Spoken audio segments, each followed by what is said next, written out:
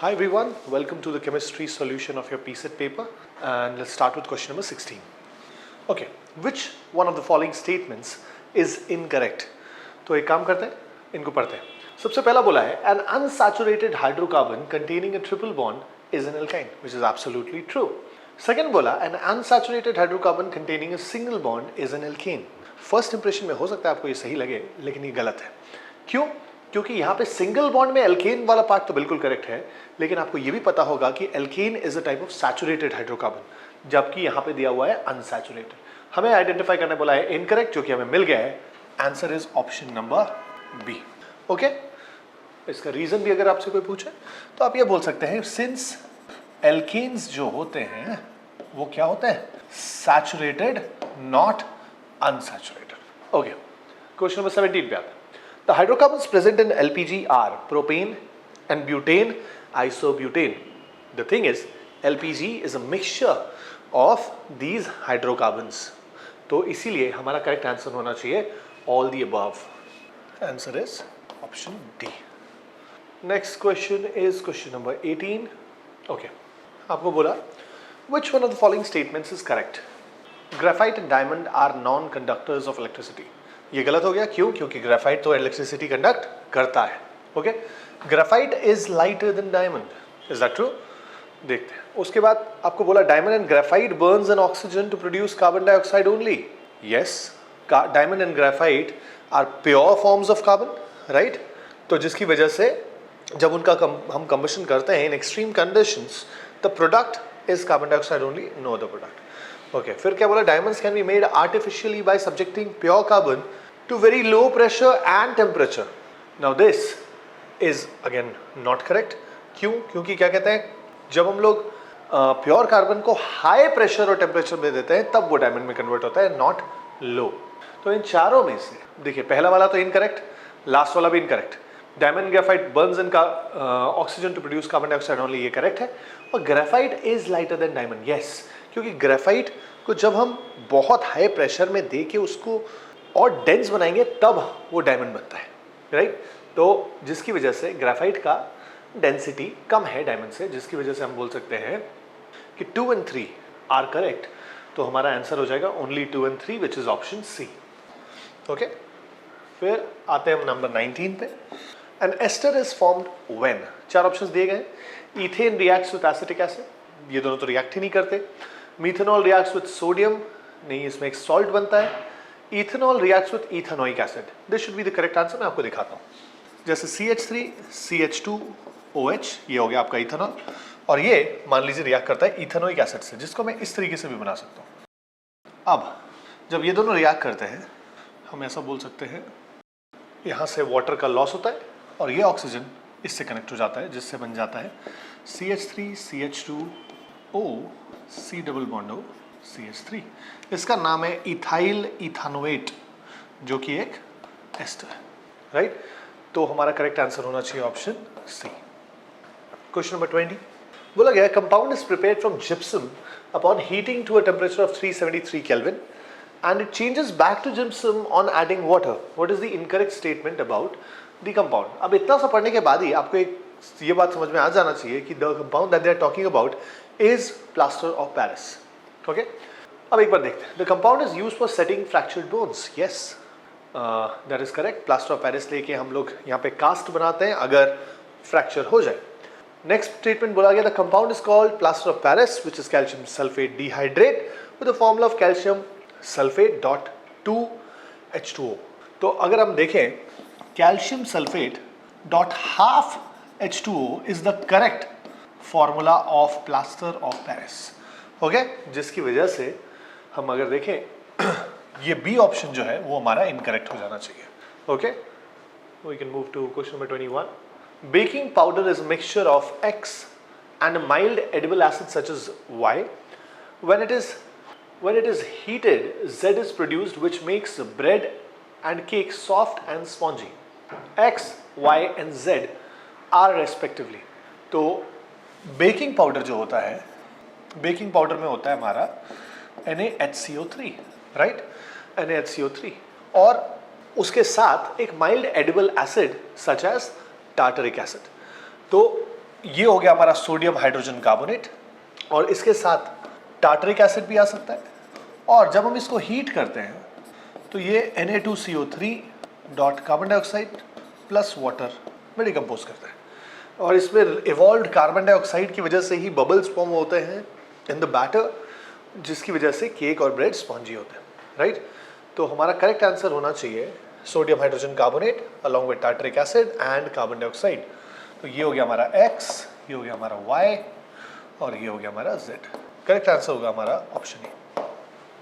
Coming to question number 22, which of the following statements are incorrect? The atomic radii increases along a period from left to right. That is false, because देखिए 1 2 3 and 4 हम true and false लिखते जाएंगे, okay या correct या incorrect.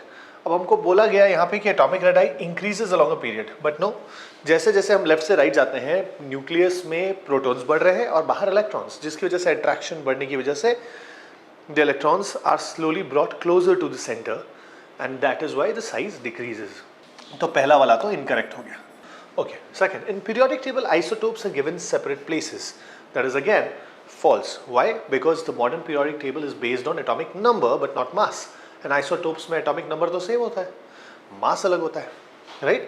जिसकी वजह से ये वाला भी incorrect. The oxides of metals are basic in nature. Now this is correct, right? हम इस तरह बोल सकते हैं क्योंकि metals के oxide को जब हम water में dissolve करते हैं तो base मिलता है हमें। तो sodium, magnesium and aluminum belong to the same period. Yes, atomic number 11, 12 and 13, these are all elements of the third period. तो ये भी correct है। तो आपसे पूछा गया कौन से incorrect है, वो हो गया हमारा 1 and 2, और 1 and 2 only, that is option number C. Question number 23 पे आता है, following elements are present in the second period of the periodic table. From left to right, few statements are given about these elements. वापस से हमें बोला है correct statements कौन से हैं, तो मैं वापस से same pattern use कर लेता हूँ। 23 में 1 2 3 4, फर्स्ट बोला है oxygen fluorine exist as monoatomic gases, that is false. Why? Because oxygen O2 बनाता है और फ्लोरीन भी F2 बनाता है, तो ये वाला हो गया हमारा incorrect, okay. Lithium is the lightest element in the period. अब अगर हम देखें यहाँ पे लेफ्ट से राइट, जैसे जैसे हम बढ़ेंगे हमारा मास बढ़ते जाएगा, तो इस पूरे पीरियड का पहला एलिमेंट लिथियम है, जिसकी वजह से उसी का मास सबसे कम है, तो this is correct. B is a metalloid while C is a metal. This is false. Why? Because boron is a non-metal and carbon is also a non-metal, right? जिसकी वजह से ये वाला हो गया हमारा incorrect. Lithium and fluorine react to form the compound LiF. Now this is correct. तो जो correct statement हो गया वो हो गया हमारे 2 and 4 only, that is option number B. Now 24 पे आते हैं, 3 elements P, Q and R have consecutive increasing atomic numbers. If Q is a noble gas, then which of the following is correct about P and R? Okay, तो एक overview of the periodic table अगर हम देखें तो क्या मैं बोल सकता हूँ कि अगर हम कहीं पे भी ले सकते हैं इसको एक्चुअली, बिकॉज पीरियड हमें मेंशन किया नहीं है, बट सिंपलेस्ट अगर मैं बोलूँ तो ये P, ये Q, तो ये R, right? Consecutive increasing atomic numbers है और Q नोबल गैस है, तो Q पे ही एंड होगा एक पीरियड और R से नया पीरियड शुरू होगा।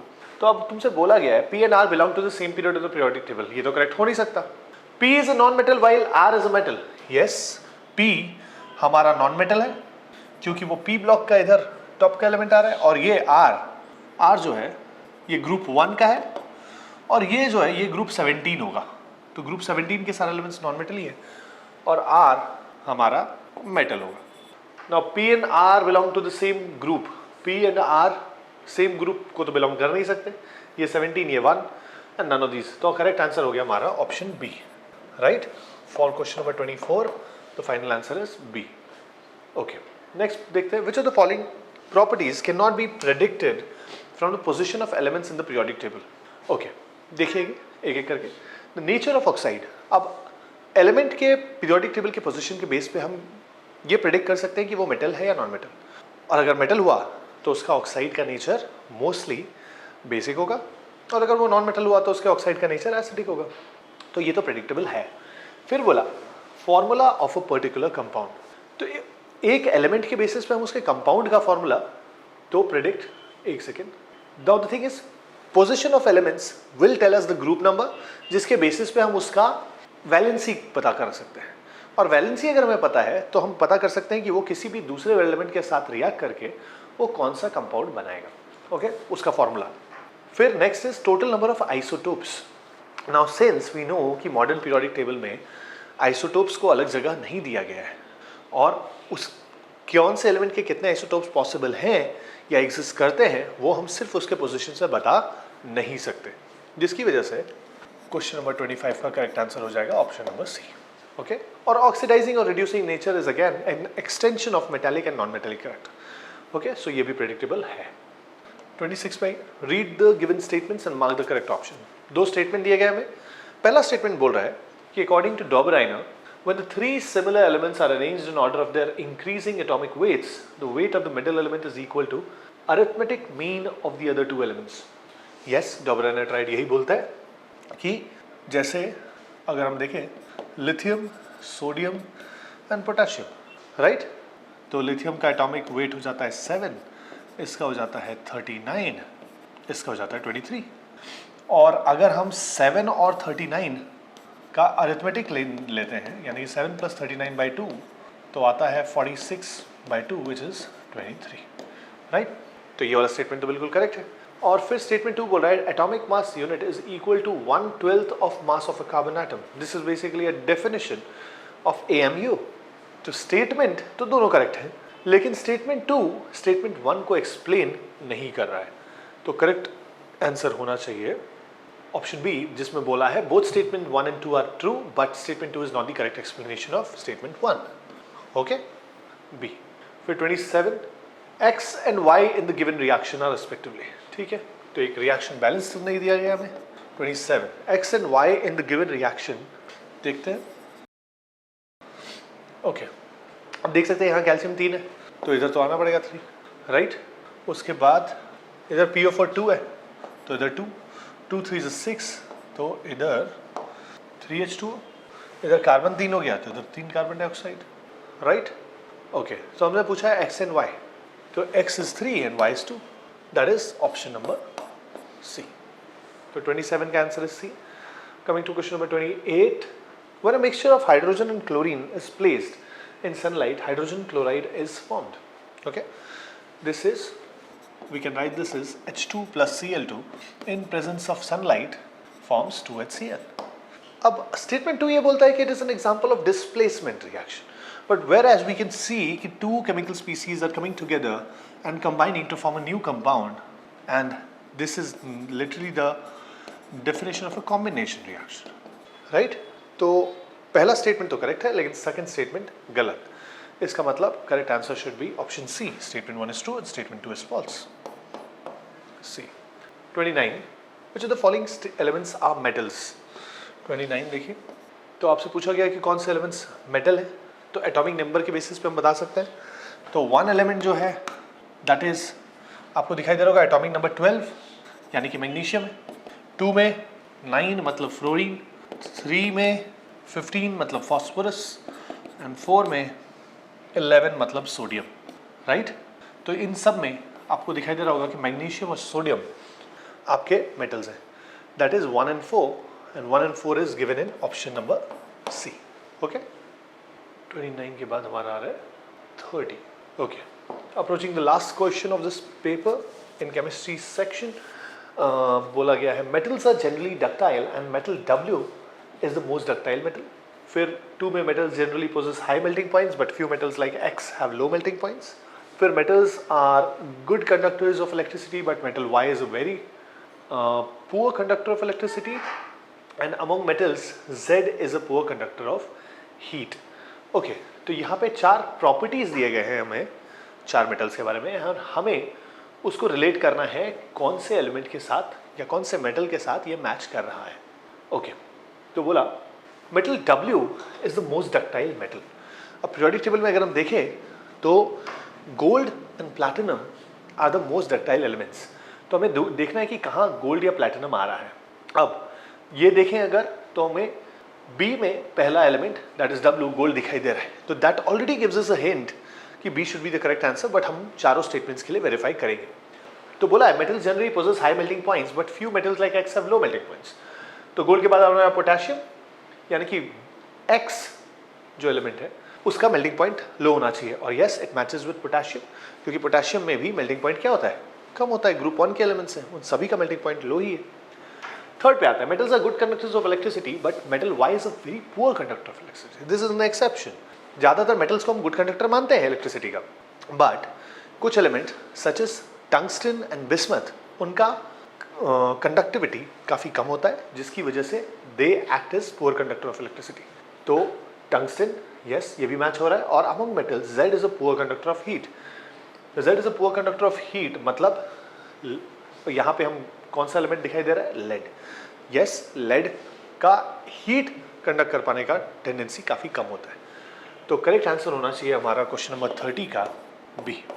Okay, I would say that the standard of this paper was decent and अगर आप थोड़ा सा इन डेप्थ एनसीईआरटी रीडिंग किए हैं क्लास 10 में तो आपका एक काफ़ी अच्छा स्कोर आना चाहिए। और I would say all the best, wait for results and I hope we see each other soon in class. Okay.